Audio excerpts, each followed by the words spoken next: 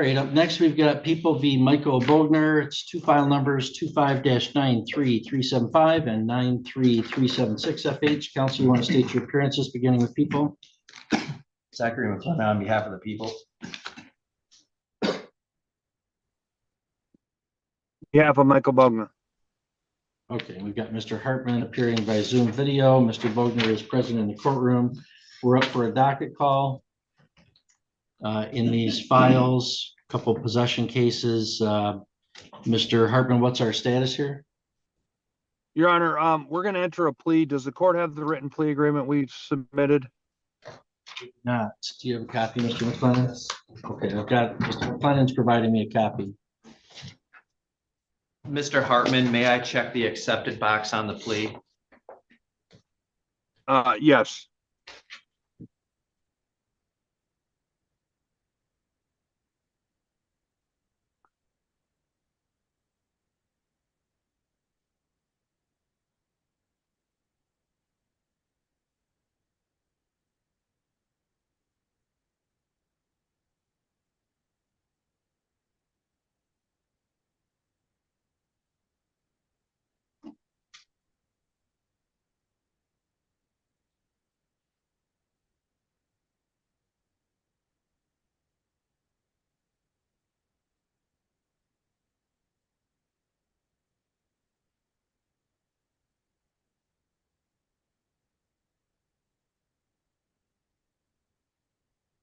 Okay.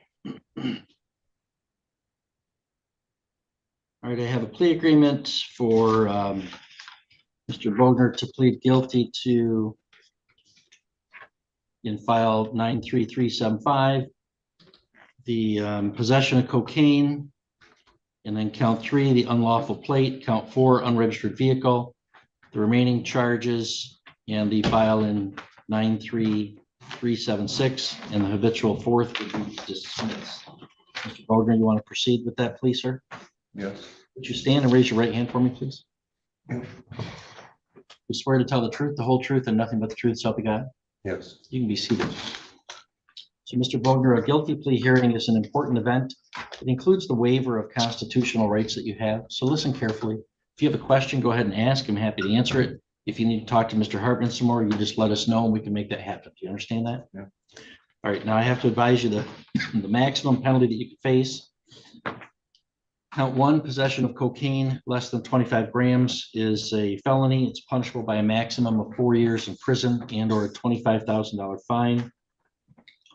Count 3, unlawful plate is a 90-day misdemeanor and or $100 fine, unless it was a commercial. Was this a commercial vehicle? No. Okay. No.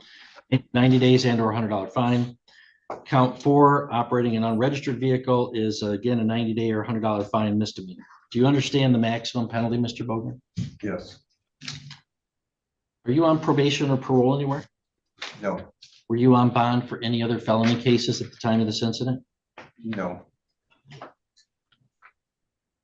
Do you understand if you enter a plea, you won't have a trial and you'll be giving up the rights that you would have had at trial? Yes. I want to remind you of the more important of those trial rights. You'd have the right to be tried by a jury and at that trial to be presumed innocent unless and until the prosecutor proved your guilt beyond a reasonable doubt. You'd have the right to have the witnesses against you appear and you could question them. You'd have the right to present witnesses in your own defense and have me order them to show up. You'd have the right to testify in your own defense or to remain silent and not have your silence used against you in any way. Do you understand those rights? Yes. Do you have any questions for me or Mr. Hartman about any of those rights? No. Do you wish to give up those rights and enter this plea today? Yes. If I accept your plea, you give up any claim that it was caused by threats or by promises outside the terms of the plea agreement. Do you understand that? Yes. Also, when you plead guilty, you give up the right to appeal. And if you wanted to appeal to a higher court, then you'd have to seek permission to appeal. You would do so by filing an application, but the types of issues you could raise on appeal after you plead guilty are very limited, much more limited than if you were convicted at a trial. Do you understand that? Yes. Other than the plea agreement that do you understand the terms of that plea agreement as I set forth? Yes. Has anybody promised you anything else? No. Has anybody threatened you in any way to make you plead guilty? No. Is it your own free choice to enter that plea? Yes. Knowing all this, how do you wish to plead to the charge of possession of cocaine? Guilty. How do you wish to plead to operate or displaying on a vehicle and an unlawful plate? Guilty.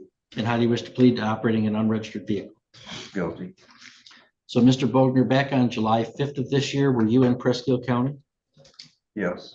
Were you operating a gray Chevy Impala on a public highway? Yes. Was that vehicle properly registered? No.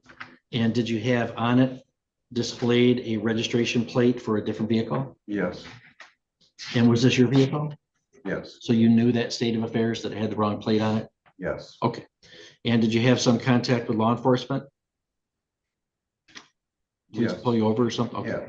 And then were you found to be in possession of cocaine, controlled substance? Yes. Did you know that you were in possession of that substance? Yes. Do you have any lawful authority in the state of Michigan to possess that substance?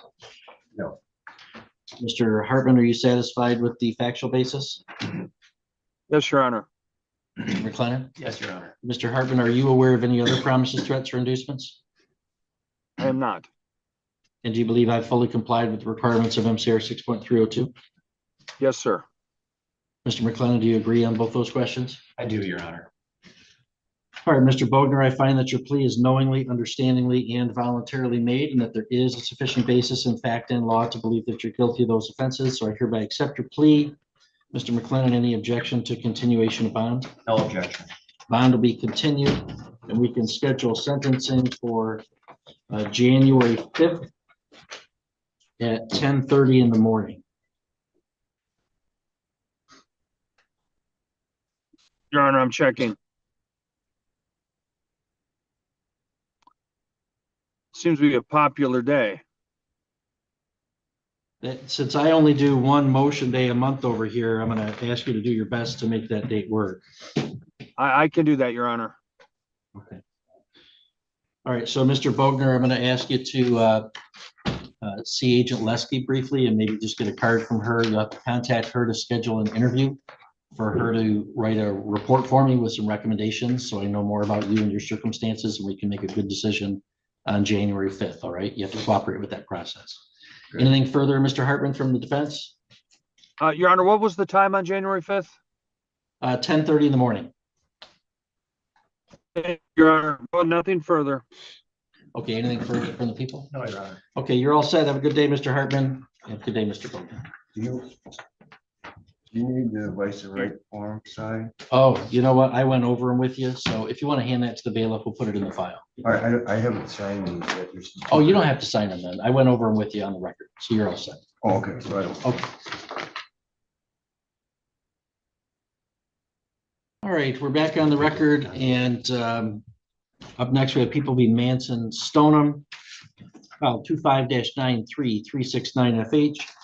Counsel, you want to state your appearances, beginning with People? Jesse Green, Special Assistant Attorney General, here on behalf of the people, Your Honor. Good morning. Morning. Your Honor, Mike Bogner, just here temporarily with Mr. Stonum. Okay, I do see Mr. Green. Mr. Vogler's here with Mr. Stonum today, and he's tendering a substitution of attorney. It's being shifted, I think, to the other attorney that's in the indigent defense. That's correct. It's a shifting to another assigned counsel, James Gilbert.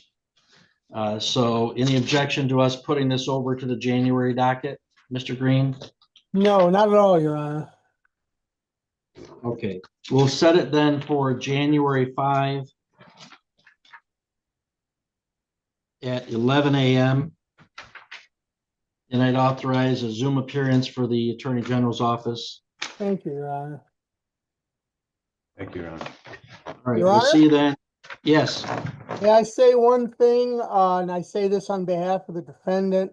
He's been making very good payments up until the beginning of November, showing a lot of good faith, and that gives us hope we can have an offer. We haven't received any payments in the month of November, though. And I would strongly recommend that he continue to make significant payments so we can move forward with the offers we've made. Okay, very good. And Mr. Stonum, you can discuss that with Mr. Gilbert as well. And these are strange cases in several respects. And the most efforts that you can make to show good faith is going to be certainly in your interests. Your Honor, can I speak? You may, but they don't feel like you have to. Well, I just want to say that last week I did pay $1,000. Okay, I do have another $1,200 check right here for him, and I got another 1,000 on the way. okay. So Mr. Green, Mr. Stonum's indicated he just made a payment last week. He's got a check in his hand today, right now that he's going to process through, and he's got another payment next week that's going to be made. That's great news, sir. Thank you. Okay, you have a good day, Mr. Green. You too, Your Honor.